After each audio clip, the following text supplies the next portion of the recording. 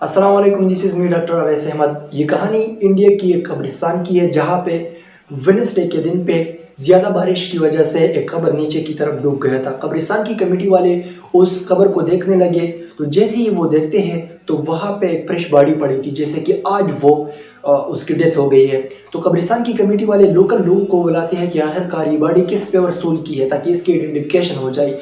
वहाँ पे लोकल लोग आते हैं और देखते हैं कि बॉडी ऐसे फ्रेश पड़ी थी जैसे कि आज उसको किसी ने दफनाया हो। तो उन लोकल लोगों में से एक शख्स कहता है कि ये हमारा रिलेटिव नसीर अहमद है, जिसको आज से 22 साल पहले हमने यहाँ पे दफनाया था, और आज भी इसकी बॉडी ऐसे फ्रेश पड़ी थी जैसे कि 22 साल पहले थी।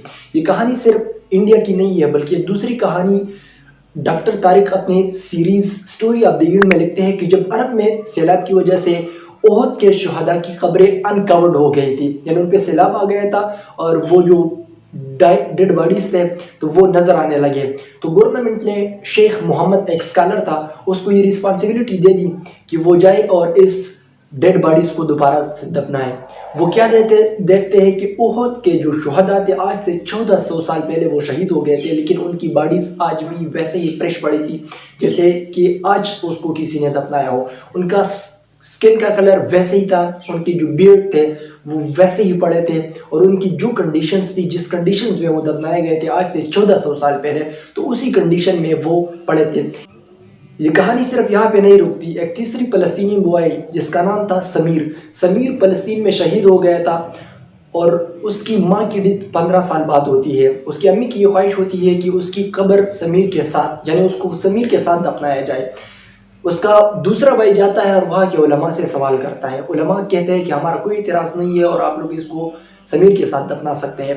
वो सोच रहे थे कि अभी तक तो समीर की बॉडी ख़त्म होगी, लेकिन जैसे ही वो देखते हैं तो 15 साल बाद समीर की बॉडी ऐसे पड़ी थी जैसे कि आज उसको किसी ने दफनाया हो। जो फलस्तीनियन फ्लैग में उसको रैप किया था, जो फलस्तीनियन फ्लैग में उसको दफनाया था, तो वो फलस्तीनियन फ्लैग भी उसी तरह पड़ी थी जैसे कि आज से 15 साल पहले थी। ये जो तीनों कहानी मैंने आप लोगों के साथ शेयर की, ये रियल लाइफ स्टोरीज है। ये कोई अफसाने नहीं है, ना ये दास्तानें हैं, बल्कि ये रियल लाइफ स्टोरीज है। आप लोग खुद भी जाके इसको गूगल सर्च कर सकते हैं, यूट्यूब पे भी आप लोग इसको सर्च कर सकते हैं कि ये कहानी रियल है या ये कहानी सिर्फ और सिर्फ फैक्शंस है। बल्कि ये रियल लाइफ स्टोरीज थी जो मैंने आप लोगों के साथ शेयर की। इसके अलावा भी हज़ारों स्टोरीज आपको मिलेंगे। मुसलमानों के बुक्स में भी आप लोगों को मिल सकते हैं और इंटरनेट में भी आप लोगों को मिल सकते हैं। ये रियल लाइफ स्टोरीज है, लेकिन जो बिलीवर्स होते हैं मुसलमान, वो इसको समझ सकते हैं, और जो डिसबिलीवर्स होते हैं वो उसको समझ नहीं सकते। और कुरान मजीद क्लियरली इसकी तरफ इंडिकेशन करता है, क्योंकि इस्लाम, दीन इस्लाम ये एक रोशनी है, ईमान ये एक रोशनी है, और रोशनी में आपको चीज़ें नज़र आएगी, और कुफर ये तारीकी है, तारीकी में आपको कुछ नज़र नहीं आएगा, यानी किसी भी चीज़ की अंडरस्टैंडिंग आपको नहीं होगी। तो दीन इस्लाम के जो बिलीवर्स होते हैं वो उस रोशनी के बायस इस चीज़ को देख सकते हैं और इस चीज़ को अंडरस्टैंड कर सकते हैं, और जो डिसबिलीवर्स होते हैं या एथियस्ट होते हैं वो इसको अंडरस्टैंड नहीं कर सकते। कुरान मजीद सूरत अल इमरान आयत नंबर 169 में अल्लाह ताला का इरशाद है, जिसका मफहूम कुछ यूँ है कि जो लोग अल्लाह ताला के रास्ते में शहीद हो जाते हैं तो वो डेड बॉडीज़ नहीं है, बल्कि वो लोग जिंदा है, लेकिन हम सिर्फ उसको परसीव नहीं कर सकते। ये अल्लाह ताला के हाथ जिंदा है, हमारे यहाँ तो ये डेड बॉडीज कंसिडर किए जाते हैं, लेकिन ये लोग असल में जिंदा होते हैं अल्लाह ताला के यहाँ। अपने रब के यहाँ ये बॉडीज जिंदा होते हैं। सिर्फ कुरान शरीफ नहीं, बल्कि अहादीस शरीफ से भी इसकी तायीद होती है। अहादीस शरीफ में रसूलुल्लाह सल्लल्लाहु अलैहि वसल्लम का इरशाद मुबारक है कि वेरीली अल्लाह ताला has forbidden thou to consume the bodies of prophets। अल्लाह ताला ने ज़मीन पे ये हराम किया है कि वो पैगंबर जितने होते हैं उनकी बॉडीज़ को कंज्यूम करें, यानी अल्लाह ताला ने मना किया है ज़मीन को कि वो पैगंबर की बॉडीज़ को डिकम्पोज करे या उसको कंज्यूम करे। तो ये सुपर नेचुरल चीज़ें हैं, इसको सिर्फ और सिर्फ बिलीवर्स ही समझ सकते हैं। जो डिसबिलीवर्स होते हैं या एथियस्ट होते हैं वो इन चीज़ों को समझ नहीं सकते। मैं बज़ाते खुद मेडिकल साइंस का स्टूडेंट हूँ, मुझे पता है कि डिकम्पोजिशन का प्रोसेस क्या होता है। डिकम्पोजिशन ये एक नेचुरल प्रोसेस है। ये स्टार्ट होता है, फ्लेश की जो डिकम्पोजिशन होती है वो 1 मंथ से लेकर 6 मंथ्स तक कम्प्लीटली ख़त्म हो जाती है। आपका फ्लैश, बॉडी का फ्लैश जो होता है, गोश्त, और जो बोन्स की डिकम्पोजिशन होती है तो वो 20 ईयर्स से लेकर 50 ईयर्स या इसके बाद तक हो सकती है। लेकिन कुछ फैक्ट्स ऐसे हैं कि वो इस बॉडीज़ को प्रिजर्व कर सकते हैं। लाइक मैं आप लोगों को फॉर्मलिन एक केमिकल है उसका एग्जांपल देता हूँ। फॉर्मलिन अगर आप डेड बॉडी पे डालें तो वो डेड बॉडी डिकम्पोज नहीं होगी। ये एक नेचुरल केमिकल है जो इतना काम कर सकता है कि एक बॉडी की डिकम्पोजिशन को स्टॉप कर देता है। माइक्रोब्स की वजह से जो डिकम्पोजिशन होता है तो उसको स्टॉप कर सकता है। अगर आप चाहते हैं कि मैं एक बॉडी को नेचुरली डिकम्पोजिशन को नेचुरली स्टॉप करूँ फॉर द शॉर्ट टाइम, तो आप उसको -4 डिग्री सेंटीग्रेड पे रख कर उसको डिकम्पोजिशन से बचा सकते हैं। अगर आप चाहते हैं कि मैं बॉडी को लॉन्ग टर्म के लिए डिकम्पोजिशन से बचाऊं, तो आप -20 डिग्री सेंटीग्रेड में उस बॉडी को रख के उसको डिकम्पोजिशन से बचा सकते हैं। ये तो हो गई नेचुरल कुछ फिनोमेनास। माइक्रोब्स अल्लाह ताला के सोल्जर्स हैं, माइक्रोब्स अल्लाह ताला के क्रिएचर्स हैं, ये अल्लाह ताला के मखलूक है। जब अल्लाह ताला इसको ऑर्डर करेगा कि आप लोगों ने इस डेड बॉडी को डिकम्पोज नहीं करना है, तो वो कभी भी ये हिम्मत नहीं कर सकते कि वो डेड बॉडीज़ को डिकम्पोज करें।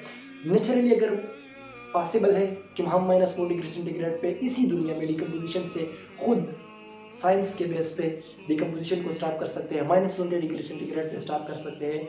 फॉर्मलिन के ज़रिए से डिकम्पोजिशन ऑफ डेड बॉडीज़ को स्टॉप कर सकते हैं, या प्लास्टिसिन के ज़रिए से, प्लास्टिनेशन के प्रोसेस के ज़रिए से हम डेड बॉडीज़ के डिकम्पोजिशन को स्टॉप कर सकते हैं। तो जो कायनात का मालिक है, जो खालिक कायनात है, जिसने हर एक चीज़ को बेहतरीन शक्ल सूरत दी, तो वो रब क्यों नहीं कर सकता? हम क्यों उस पर बिलीव नहीं करते? जो नेचुरली हम कर सकते हैं कुछ हद तक, तो हम इस पे बिलीव क्यों नहीं करते? जो एथियस्ट लोग होते हैं वो आजिज़ आते हैं चीज़ से, और मेरिकल्स कहते भी इसी को है कि लोग इससे आजिज़ आ जाते हैं। कुरान मजीद एक मेरिकल है। अरब के लोग इससे आजिज़ आ गए। कुरान मजीद उन्हीं की ज़ुबान में था, लेकिन अरब के लोगों को उनकी समझ नहीं आई थी कि ये कैसा अजीब कलाम है। कुरान मजीद की किसी को अगर मीनिंग्स भी नहीं आती, 5-6 साल का बच्चा भी इसको हिफ्ज़ कर सकता है, आसानी से हिफ्ज़ कर सकता है। तो ये कुरान मजीद एक मेरिकल्स है, और साइंस के नबी इन एक्सप्लेनेशन प्रदेश के एक 5 या 6 साल का बच्चा जो हर बहर लफ्ज़ बलफ्ज़ इस कलाम को याद कर सकता है, और उसको इस कलाम की मीनिंग्स का भी समझ नहीं आता। कुरान मजीद जो कि आज से 1400 साल पहले नाजिल हुआ है, आज तक भी अल्लाह ताला ने उनकी हिफाजत का जिम्मा लिया है, वैसे ही पढ़ा है। दीज आल आर मेरिकल्स, और मेरिकल्स की समझ सिर्फ और सिर्फ मुसलमानों को या बिलीवर्स को आ सकती है।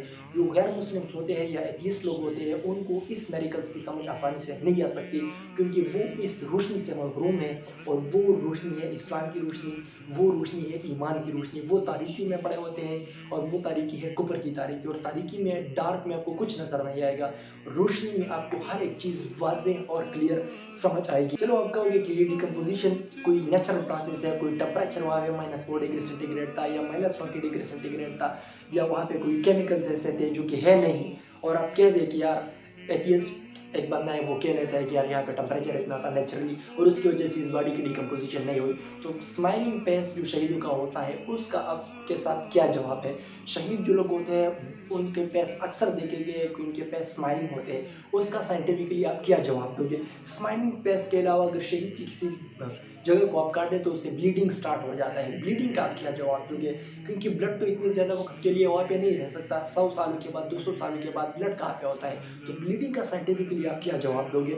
चलो बियर्ड के ग्रोथ का आप क्या जवाब दोगे साइंटिफिकली? मुझे पता है जो बियर्ड का ग्रोथ आप लोगों को नज़र आता है, और जो अपेरेंट बियर्ड ग्रोथ होता है वो तो उन लोगों में ज़्यादा होता है जो लोग शेव कर देते हैं, लेकिन शहीद लोग तो ऐसे होते हैं जिनकी दाढ़ी होती है वो शेव नहीं करते, तो आप ये भी नहीं कह सकते कि अपेरेंट बियर्ड ग्रोथ है, बल्कि ये रियल बियर्ड ग्रोथ होते हैं। चलो ये भी आपने बता दिया, लेकिन जो फ्रेगरेंस होती है अक्सर शुहदा की खबरों से, उसका साइंटिफिकली आप क्या जवाब दोगे? साइंस ये एक नॉलेज है, साइंस परफेक्ट नहीं है। साइंस जहाँ पे ख़त्म होता है वहाँ से स्पिरिचुअलिटी का नॉलेज स्टार्ट होता है। साइंस सिर्फ और सिर्फ एक्सपेरिमेंट और ऑब्जर्वेशन के बेस पे है। अगर एक्सपेरिमेंट और ऑब्जर्वेशन के बेस पे आपको किसी चीज़ की कंसिक्वेंसेस, किसी चीज़ की रिजल्ट की समझ नहीं आ गई, तो साइंस के साथ इस चीज़ का जवाब नहीं है। अगर साइंस इतना परफेक्ट होता तो आज कोई बंदा बीमार नहीं होता, यानी साइंस में हर एक चीज़ के लिए कंप्लीट सोल्यूशन होता। साइंस कंप्लीट नहीं है, साइंस एक नॉलेज है, और नॉलेज कभी कंप्लीट नहीं हो सकता साइंस का नॉलेज कंप्लीट नहीं हो सकता। स्पिरिचुअलिटी का नॉलेज हमेशा कंप्लीट होता है, क्योंकि वो उस ज़ात की तरफ से होता है जो ज़ात खालिक की कायनात है, जो मालिक की कायनात है, जो हर लिहाज से परफेक्ट है। तो साइंस के बेस पे हर एक चीज़ का जवाब तलाश ना करें, बल्कि कुछ चीज़ें अपने ईमान के बेस पे भी उस पर बिलीव रखें। थैंक यू सो मच, जज़ाकल्लाह।